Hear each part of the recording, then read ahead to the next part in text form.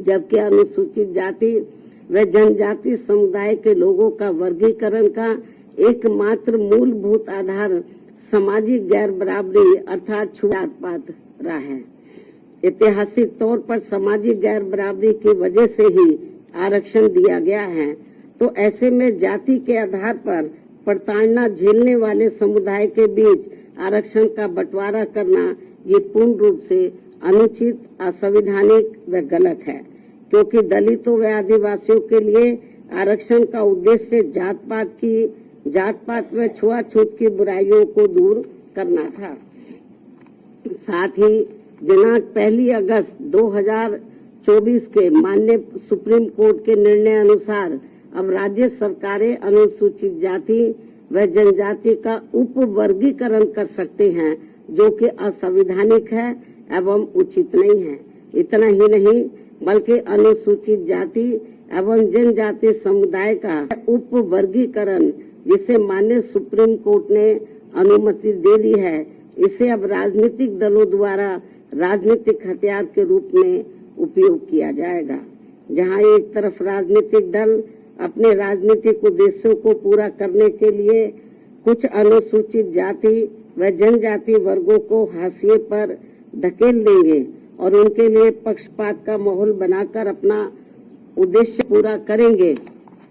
तो वहीं दूसरी तरफ अनुसूचित जाति एवं जनजाति के इस उप वर्गीकरण के कारण काफी पद रिक्त रह जाएंगे और आगे चलकर फिर उन पदों के अनारक्षित श्रेणी में तब्दीली हो जाने की प्रबल संभावनाएं होंगी। अतः जिस मुख्य उद्देश्य के लिए परम पूज्य बाबा साहब डॉक्टर भीमराव अंबेडकर ने संविधान के तहत अनुसूचित जाति एवं जनजाति वर्ग को आरक्षण दिया था, उसे अब एक प्रकार से प्रभावहीन बना दिया जाएगा, अर्थात खत्म कर दिया जाएगा। वैसे भी खासकर बीजेपी, कांग्रेस व समाजवादी पार्टी आदि हमेशा से ही एससी व एसटी वर्गों को मिल रहे आरक्षण के विरुद्ध रहे हैं और इसलिए इनके वकीलों ने उप वर्गीकरण की काफी जोरदारी से कोर्ट के सामने अपनी दलीलें भी रखी हैं और इसे खत्म करने की सिफारिश में ये पार्टियां हमेशा प्रयासरत रहती हैं। समाजवादी पार्टी ने तो संसद के भीतर ही पदोन्नति में आरक्षण संबंधी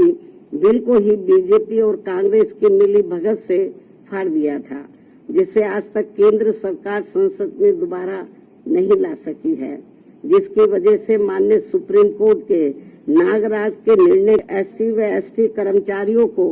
पदोन्नति में आरक्षण संबंधी लाभ से वंचित रहना पड़ा है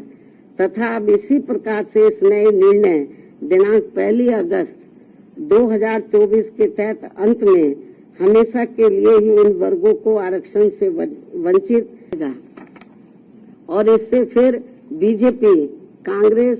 व समाजवादी पार्टी आदि को आरक्षण खत्म करने के लिए इन्हें संविधान बदलने की भी जरूरत नहीं पड़ेगी। और यही कारण है कि इन पार्टियों ने केंद्र सरकार व राज्य सरकारों की तरफ से उचित पैरवी भी नहीं की है और काफी कुछ उप वर्गीकरण के पक्ष में दलीलें रखी हैं, जिससे कि मौजूदा चल रहे आरक्षण के विरुद्ध निर्णय आए। और एनडीए व इंडिया अलायंस की सभी पार्टियों की नीयत ठीक होती और वो एससी व एसटी को मिल रहे आरक्षण में छेड़छाड़ आदि करके उसे खत्म नहीं करना चाहते, तो फिर मेरी इन सभी पार्टियों से ये अपील है कि ये सभी पार्टियां इस विषय पर, इस मुद्दे पर देश के समूचे एससी व एसटी समाज के समक्ष अपने स्पष्ट करें और इसी चल रहे संसद सत्र में संविधान में उचित संशोधन लाकर ये स्पष्ट करें कि अनुच्छेद 341 व 342 के तहत माननीय राष्ट्रपति द्वारा घोषित एससी व एसटी जातियों के संबंध में भविष्य में किसी भी प्रकार की छेड़छाड़ व उप वर्गीकरण करने का अधिकार किसी को भी नहीं होगा तथा इन सभी जातियों को आरक्षण प्राप्त होने के लिए एक समूह के रूप में ही देखा जाएगा। ये इनको संशोधन संविधान में उचित संशोधन विधेयक इनको लाना चाहिए और ये सब लाकर इनको संविधान की में इसको शामिल करना चाहिए, ताकि फिर भविष्य में कभी भी जो SC/ST का आरक्षण है उसके साथ किसी भी प्रकार का कोई छेड़छाड़ आदि ना हो सके। हालांकि ये नौबत नहीं आती यदि इसको बहुत पहले ही संसद द्वारा संविधान की 9वीं सूची में डाल दिया जाता। हमारी पार्टी ने लोकसभा के अंदर भी और राज्यसभा में भी इस मामले को अनेकों बार उठाया है, लेकिन इसको टाल दिया गया, क्योंकि जब बीजेपी पावर में रहती है वो भी इसको टाल मटोल करती है। इस मामले को कांग्रेस पावर में रहती है तो वो भी इस मामले को टाल मोल कर देती है। इससे स्पष्ट है कि चाहे कांग्रेस हो, बीजेपी हो या अन्य पार्टियां हो, उनकी वीकर सेक्शन के मामले में, खासकर दलितों व आदिवासियों के मामले में अभी उनकी जातिवादी सोच बदली नहीं है। मुझे नहीं लगता है कि ऐसा कुछ ये पार्टियां कर पाएंगी। इसके साथ साथ मेरी इस देश के सभी अनुसूचित जाति व अनुसूचित जनजाति वर्गों के लोगों से ये खास अपील भी है कि इस समय इस निर्णय से उत्पन्न स्थिति को अपने व अपने बच्चों के भविष्य तथा अपने संवैधानिक अधिकारों को नुकसान होने से बचाने के उद्देश्य से तथा बाबा साहब डॉक्टर भीमराव अम्बेडकर के द्वारा अपने अथक प्रयासों से इन वर्गों को जो संवैधानिक अधिकार दिलाए गए हैं, तो उन्हें खत्म होने से बचाने के लिए इस स्थिति को अपने लिए एक आपातकालीन की स्थिति समझते हुए इन्हें एकजुट होना पड़ेगा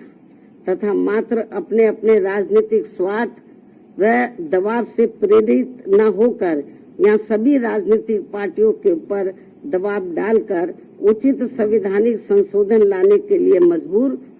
करना पड़ेगा। इस खास अपील के साथ ही अब मैं माननीय सुप्रीम कोर्ट से भी ये पुरजोर अपील करती हूँ कि वह देश में SC व ST वर्गों के हितों में अपने 1 अगस्त सन 2024 के दिए गए फैसले पर खुद ही पुनर्विचार करके इसमें मेरी इन सब बातों को खास ध्यान में रखते हुए जरूरी बदलाव लाए, तब्दीली लाए, वरना इन वर्गों में से आरक्षण के पात्र लोगों को बड़ा भारी नुकसान हो जाएगा। इस खास अपील के साथ ही अब मैं अपनी बात यही समाप्त करती हूँ। धन्यवाद। जय भीम व जय भारत।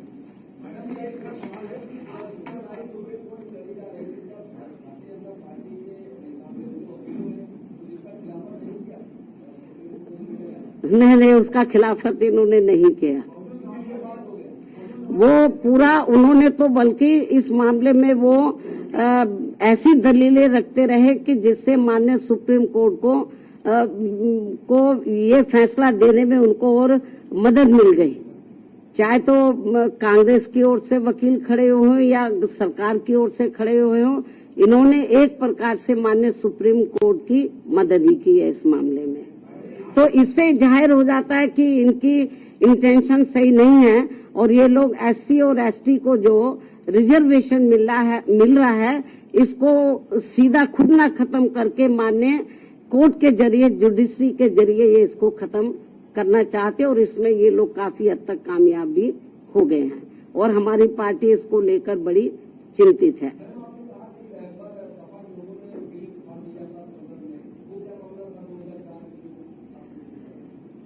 जो SC ST का पदोन्नति में जो आरक्षण का मामला था तो वो लगभग खत्म सा हो गया था। उसको प्रभावी बनाने के लिए हमारी पार्टी ने उस समय सेंटर में कांग्रेस की सरकार थी, उनके ऊपर दबाव बनाया कि आप इसमें संशोधन विधेयक लाइए और पदोन्नति में आरक्षण को पुनः प्रभावशाली बनाया जाए। जब ये बिल लाया गया तो कांग्रेस नहीं चाहती थी कि SC ST वर्गों के कर्मचारियों को पदोन्नति में आरक्षण का लाभ मिले। तो कांग्रेस उस समय पावर में थी, तो कांग्रेस और बीजेपी खुद ना आगे आकर उन्होंने समाजवादी पार्टी के जो सांसद हैं उनको आगे किया और उनकी मिली भगत से उन्होंने इस बिल को फाड़ा और इस बिल को पास नहीं होने दिया और अभी तक ये बिल पास नहीं हुआ है।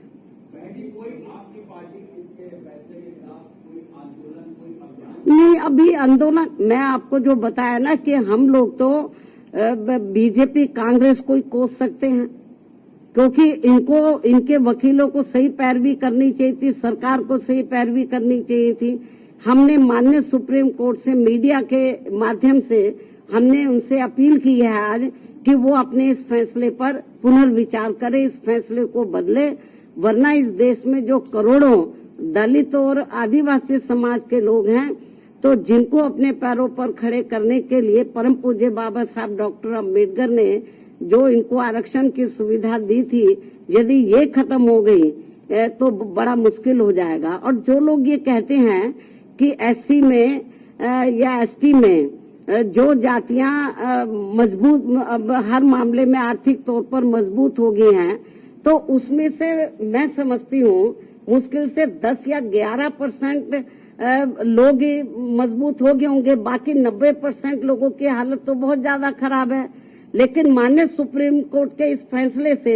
जो लगभग 90% लोग जिनको अभी आरक्षण की जरूरत है, तो वो तो और ज्यादा पिछड़ जाएंगे, उनको ये आरक्षण अब मिलेगा नहीं। इस निर्णय के अनुसार यदि उन जातियों को निकाल दिया जाएगा, बहुत बुरा हुआ है ये। और केंद्र और जबकि बीजेपी को चाहिए, वो अपने आप को कहते हैं कि हम एससी एसटी समाज के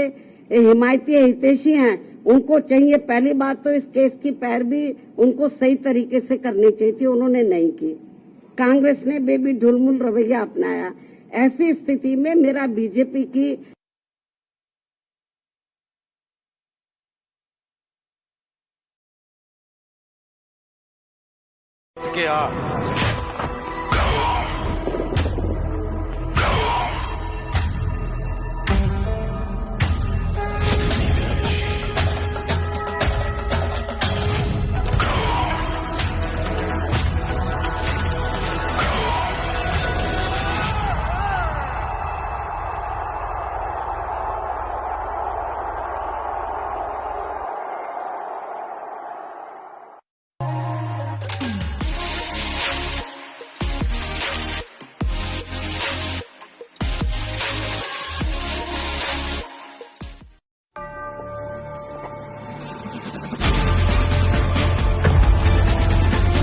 Unleash freshness. Wildstone Code Body Perfumes. जो 9-10% जो जाटव या इससे मिलती जुलती जातियों की स्थिति, आर्थिक स्थिति सुधर भी गई है, लेकिन समाज में तो आज भी जातिवादी लोग उनको पुराने नजरिए से देखते हैं, जात पात तरीके से देखते हैं। इसलिए अभी इन सबको रिजर्वेशन की बहुत ज्यादा सख्त जरूरत है। नहीं, अभी ये तो माननीय सुप्रीम कोर्ट को बताना चाहिए था ना, हम लोग तो नहीं करेंगे। सुप्रीम कोर्ट ने कोई इसका पैमाना अभी तय किया नहीं है। बहुत ढुलमुल ये जजमेंट है और इस तरीके से इसकी आड़ में राज्य सरकारें जो एससी एसटी को अभी तक रिजर्वेशन मिल रहा है, इसको बिल्कुल निष्प्रभावी बना देंगी, ना के बराबर इसको कर देंगी, लोगों को कोई इसका लाभ नहीं मिलेगा। नहीं, हमारे को तो उन्होंने कब बुलाया ही नहीं, जबकि हमारी पार्टी इनके लिए लड़ाई लड़ती रही है। हमको भी बुलाते तो हमारी ओर से वकील जरूर जाता। अभी तक यदि हमारे चैनल को सब्सक्राइब नहीं किए हैं तो कृपया सब्सक्राइब कर दें, लाइक कर दें और बेल आइकन का घंटी बजा दें।